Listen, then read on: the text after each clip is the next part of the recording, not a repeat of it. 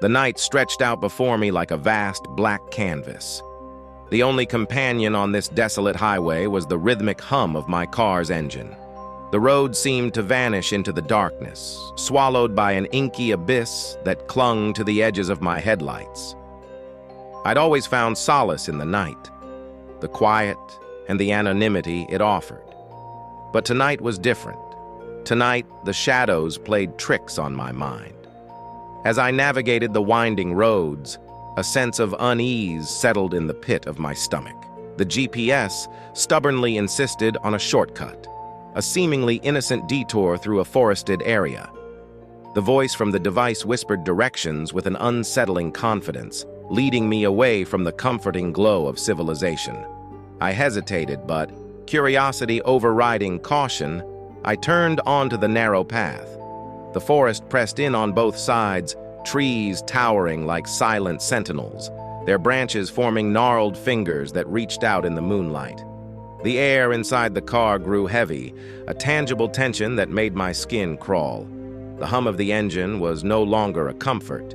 It was a reminder of isolation. The road twisted and turned, a serpentine trail through the heart of the woods. The darkness outside the headlights' reach seemed to be alive, shifting and whispering secrets that eluded my ears.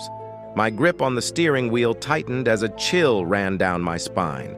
Abruptly, the headlights caught something on the road ahead. I squinted, trying to discern the shape through the shadows. As the car approached, a figure emerged, a lone, hooded figure standing in the middle of the road. Panic gripped me, and I slammed on the brakes, the tires screeching against the asphalt.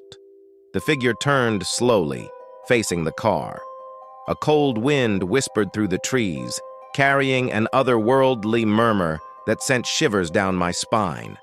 I could barely make out the pale, featureless face beneath the hood, but its eyes gleamed like 2 points of malevolent light. Without warning, the figure started to move towards the car, each step deliberate and measured. My heart raced as I fumbled to lock the doors. The air inside the car grew stifling and the headlights flickered as if struggling against an unseen force. In a desperate attempt to escape, I shifted into reverse and accelerated backward. But the figure matched my every move, advancing relentlessly. The forest seemed to close in around us, the trees closing ranks like silent witnesses to an impending nightmare. I swerved the car to the side, attempting to evade the spectral pursuer. But it was as if the very essence of the forest conspired against me. The figure stayed on my tail, an ominous presence that defied the laws of reality. In a moment of panic, I decided to abandon the road, veering into the underbrush. Branches scraped against the car, creating an eerie symphony of creaks and whispers. The figure pursued without hesitation, unaffected by the obstacles. As the trees thickened, my headlights struggled to pierce the growing darkness. The forest became an impenetrable maze, and dread settled over me like a suffocating fog. I realized that the GPS, once a guide, had become a puppet master, leading me into a nightmare.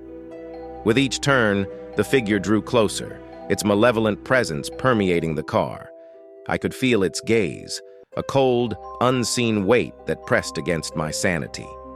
My breaths came in ragged gasps as I navigated the labyrinth, desperately searching for an escape. Finally, the trees parted, revealing an ancient, dilapidated mansion bathed in the pale glow of the moon. The figure halted at the edge of the forest, its eyes fixed on me. I sat frozen, the car's engine idling as if caught in a trance. As the figure vanished into the shadows, the oppressive atmosphere lifted. I hesitated, then cautiously approached the mansion. Its crumbling facade hinted at a dark history, but a strange compulsion drew me inside.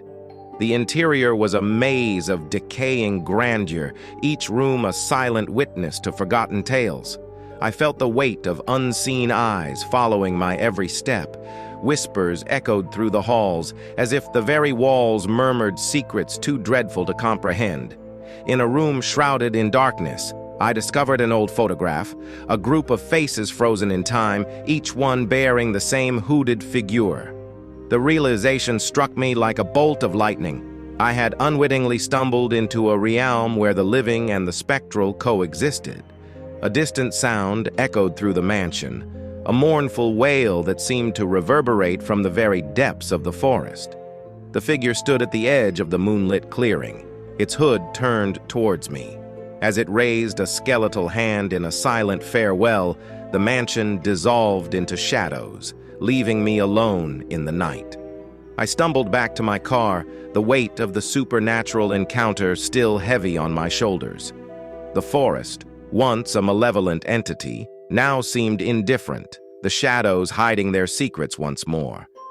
With a sense of profound relief, I drove away, leaving the haunted realm behind.